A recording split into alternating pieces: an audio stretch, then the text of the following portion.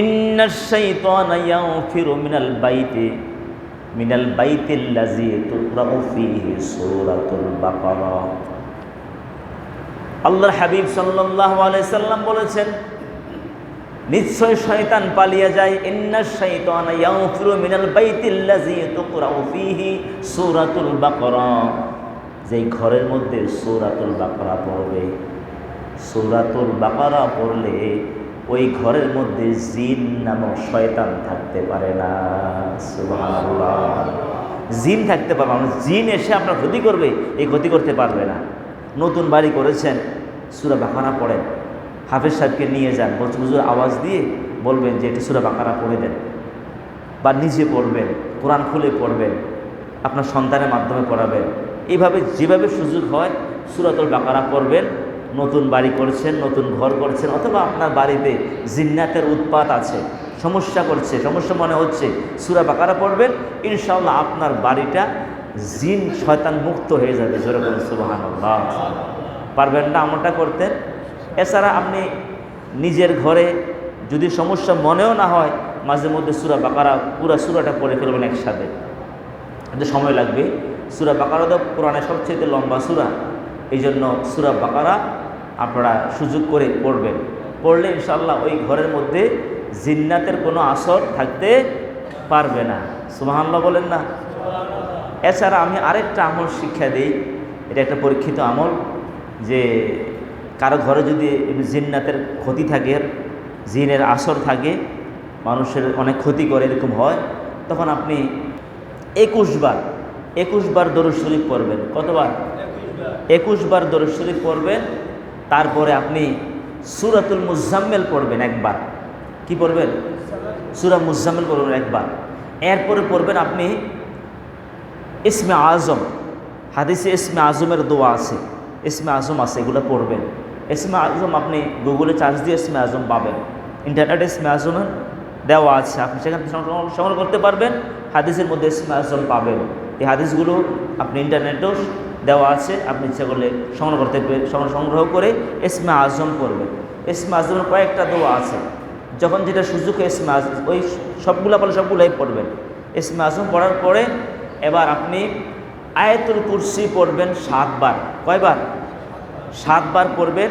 7 বার পরে হাতের মধ্যে একটু আওয়াজ দিবেন, এভাবে আওয়াজ দিলে আর বলবেন যে আল্লাহর কাছে দোয়া করবেন, আল্লাহ যেন আমার ঘরের মধ্যে যতটুকু আওয়াজ যাচ্ছে আপনি জিন্নাতের আসর থেকে আমার ঘরটাকে হেফাজত করবেন।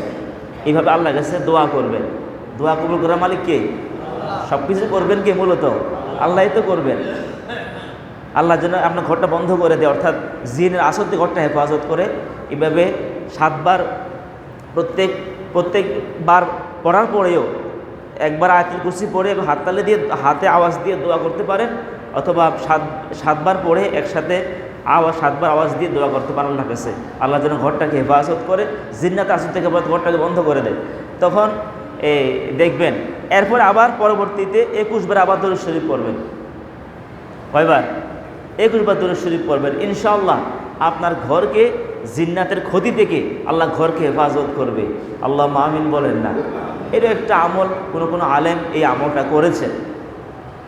প্রিয় বন্ধুগণ, এই আমলটা আমরা করতে পারি। আমি আবার বলতেছি, প্রথমে 21 বার কী পড়বেন? দরুদ শরীফ পড়বেন। তারপরে কোন সূরা? সূরা মুজাম্মিল পড়বেন। তারপরে কি পড়বেন? ইসমে আজম পড়বেন। তারপরে আয়াতুল কুরসি পড়বেন 7 বার। 7 বার পরে 7 বার হাতে ভাবে আওয়াজ করবেন, হাতে আওয়াজ দিবেন, আর আল্লাহর কাছে দোয়া করবেন, আল্লাহ আমার এই ঘরটাকে আপনার রহমত দিয়ে জিন্নাতের আসর থেকে হেফাজত করেন। এটা বলবেন, আল্লাহর কাছে বলবেন, তখন আল্লাহ তাআলা দোয়াটা কবুল করবেন। এই যে আয়াতুল কুরসি পড়ছেন, সূরা মুজাম্মিল পড়ছেন, দরুদ শরীফ পড়ছেন, এরপর আবার সর্বশেষ আবার কতবার দরুদ শরীফ পড়বেন? 21 বার দরুদ শরীফ পড়বেন।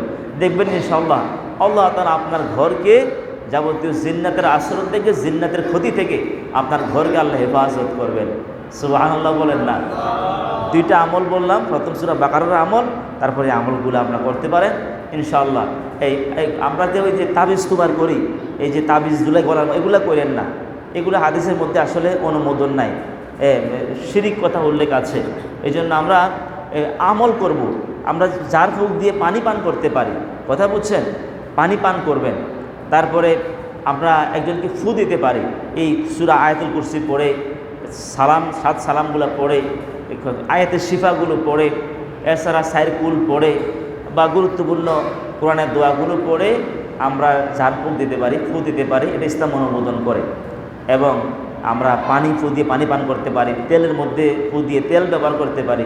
যেগুলা করলে শরীয়তে অনুমোদন আছে আমরা ওগুলো করব। এছাড়া অন্যগুলো করলে তো আমি যদি পরকাল বিপদে পড়ে যাই তাহলে তো মনে করেন উপকার হতে পারে। উপকার হলে কী হবে, দেখতে হবে শরীয়ত অনুমোদন দিয়েছে কিনা। শরীয়ত অনুমোদন যেভাবে দিয়েছে আমরা ওইভাবে আমল করার চেষ্টা করব ইনশাআল্লাহ। বলেন